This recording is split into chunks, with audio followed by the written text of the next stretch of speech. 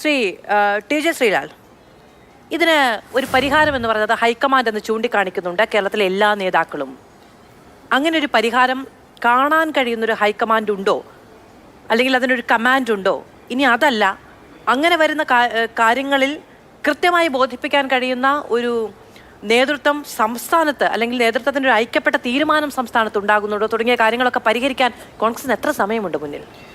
നോക്കുമ്പോൾ അതൊരു വലിയ ചോദ്യമാണ്. കാരണം ഹൈക്കമാൻഡ് കഴിഞ്ഞ കുറേ നാളുകളായി വളരെ വീക്കാണ്, ദുർബലമാണ്.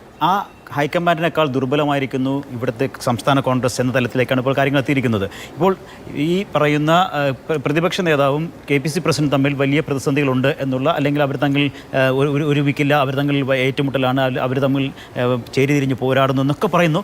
അപ്പോഴാണ് സംയുക്ത വാർത്താ സമ്മേളനം എന്നുള്ള കാര്യം വന്നത്. അതിന് കടന്നിട്ട് ഞാൻ മറ്റിലേക്ക് വരാം എന്നുള്ള വിഷയം വന്നത്. ഇപ്പോൾ ശ്രീമാർ സാർ പറഞ്ഞതുപോലെ സംയുക്ത വാർത്താ സമ്മേളനം പ്രഖ്യാപിച്ചിട്ടില്ല എന്ന് തന്നെ വെച്ചോളൂ.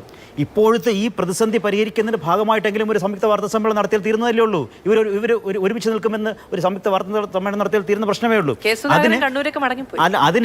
അതിന് അങ്ങനെ നടത്താതിരിക്കുകയും അതിനുശേഷം അങ്ങനെ ഞങ്ങൾ നടത്തുമെന്ന് പറഞ്ഞിട്ടില്ല എന്ന് വാദിക്കുകയും ചെയ്യുമ്പോഴാണ് ഈ പ്രശ്നം വരുന്നത്.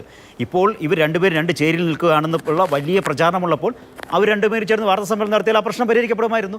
അത് ചെയ്യാതെ പോയി. അതൊരു ഭാഗത്ത്. ഇനി മാധു ചോദ്യത്തിന് ഇപ്പോൾ ഹൈക്കമാൻഡ്, ഞാൻ നേരത്തെ പറഞ്ഞല്ലോ, ഹൈക്കമാൻഡ് വീക്കാണ്. ഹൈക്കമാൻഡ് ഇപ്പോഴും ശക്തിപ്പെട്ടിട്ടില്ല. ശക്തിപ്പെടുന്നതിനുള്ള നടപടികൾ ഹൈക്കമാൻഡിൻ്റെ ഭാഗത്തുനിന്ന് കാര്യമായിട്ടുണ്ടാകുന്നുമില്ല. അത് ചില കാര്യങ്ങൾ അതിന് വേറെയുണ്ട് തന്നെ. പക്ഷേ സംസ്ഥാനത്തെ പ്രശ്നം ഇപ്പോൾ ശതമാന കണക്കെടുത്ത് നോക്കിയാൽ കഴിഞ്ഞ 2 ലോക്സഭാ തിരഞ്ഞെടുപ്പിലും ഇന്ത്യയിലെ ഏറ്റവും വലിയ വിജയം നേടിയ സംസ്ഥാനമാണ് കോൺഗ്രസിനെ സംബന്ധിച്ചിടത്തോളം കേരളം.